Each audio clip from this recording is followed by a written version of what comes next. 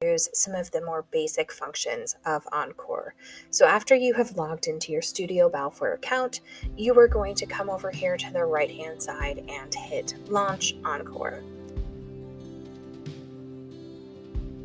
Now this is a screen that you won't see. This is just for me because I am an advisor. But then you will open to this page. Along the top, I want you guys to notice a couple of things. This is where all of the pages and spreads live. This is where our photos are, and this is the library.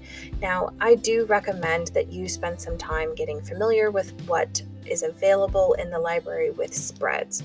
That is really the most effective way to start building pages quickly.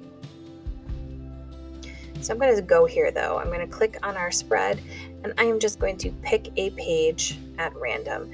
Now, the really important thing that I feel like I need to mention right here is this is not an auto-saving program. So if you are working on a page, you need to make sure that you are saving your work frequently, especially in case your Chromebook crashes or your internet crashes. We don't want to lose that work. So in order to save your page, you're going to come up here to these three little lines and hit that save. Now I haven't done anything to this page yet, so it will not let me click on that save button yet. When you first open your page, I do have the grids turned on. The grids are incredibly helpful for us when we are lining up our elements and trying to make sure that everything is that equal distance apart. Remember, we talked about that in class the other day. So we want to make sure that, things, all of that space in between our elements is the same. So the grid is helpful in doing that. Sometimes though, that grid can be a little too much, especially when we're trying to look at the overall composition of our project. So if we're looking at this, we can go up here to that little gear, come over here and click this grid, and that will turn that grid off for you so that you can more easily see where everything is falling and if everything looks great in your layout. Now this is a spread, so these are those two pages that face one another. Remember, we always design in a spread. The other thing I do want to point out here is it does give you some columns that is there to help you break up space. In addition, we have this red bar around the outside. That tells you where your bleed line is. So that's where that cut is going to be made for the pages. So if we are planning on bleeding an image off the edge of the page, we will want it to come past this red line. The next thing you are going to notice is that we've got some options over here. Now, depending on what screen you are working on, again, this will work on any computer with an internet connection because it is HTML5. So you may find that as you're working, you need to zoom in. So you can click the little plus sign here, or you may find that you need to zoom out in order to get an overall view of your work. Let's go up here and take a look at the library. So I'm going to click on this yellow icon in the top right-hand corner. At this point, we don't have any custom templates. There very well could be some at some point this year, though. On the left-hand side, you are going to see all sorts of different types of templates.